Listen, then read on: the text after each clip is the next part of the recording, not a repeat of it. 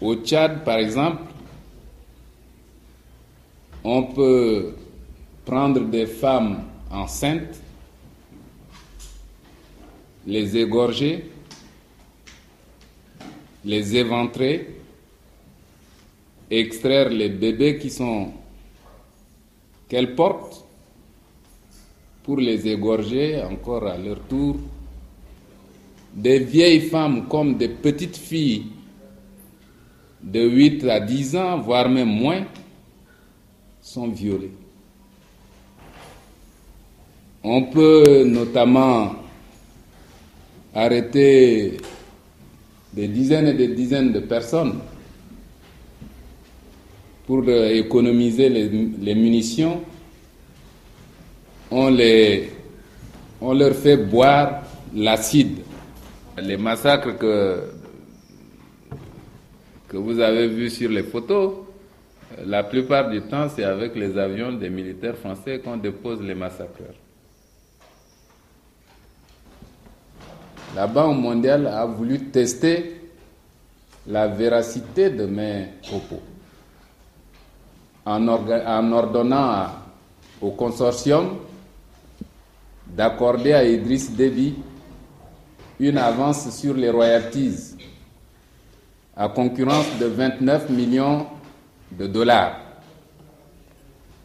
Mais les 29 millions de dollars, Déby a pris 1 million de dollars ou 2 millions, je crois, pour acheter les armes, pour massacrer les Tchadiens.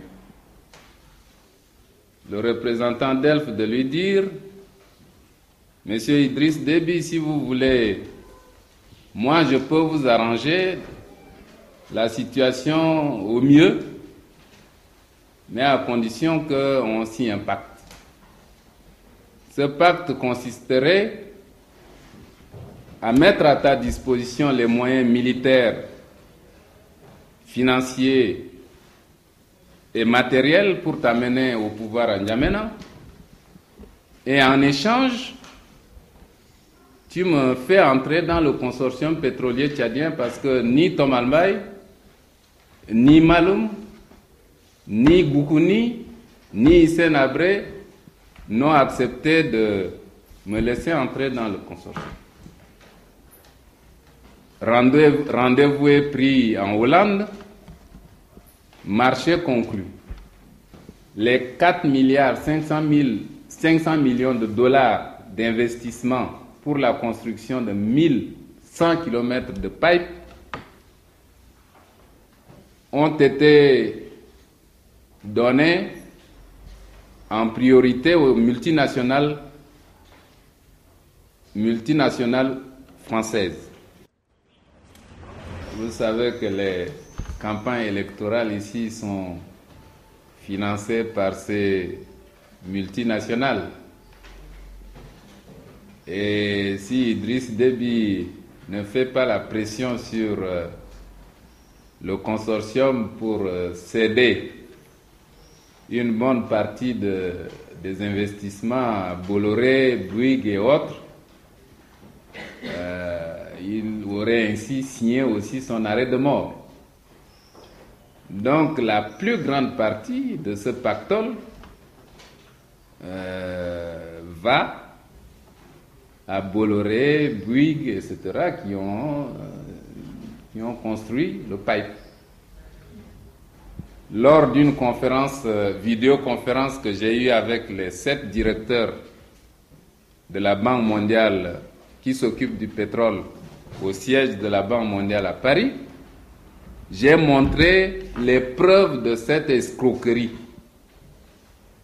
Et nuitamment, le consortium est allé remettre un vélo à ce Gabriel Ndodjingar pour une valeur de 80 000. J'ose espérer qu'à votre tour, vous allez faire un lobbying autour de vous pour informer les Français de ce qui se passe réellement au Tchad, en Afrique d'une manière générale. Vous allez informer aussi les Français de ce que leurs responsables font en Afrique.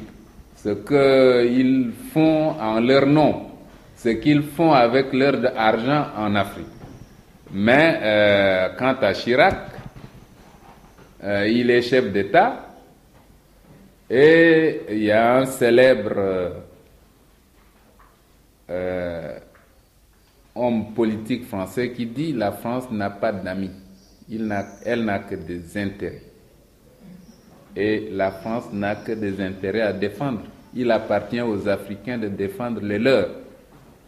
Et j'en appelle aux Africains qui sont ici que le destin de l'Afrique ne dépend que de nous et de nous seuls. Il faut quand même qu'on exige un respect, qu'on exige d'être traité d'égal à égal. Et je crois que la France a le devoir de se débarrasser de son passé d'esclavagiste, de son passé colonial, pour qu'une nouvelle lecture de la coopération puisse s'instaurer afin que d'égal à égal, on discute de nos intérêts. Tel est mon souhait.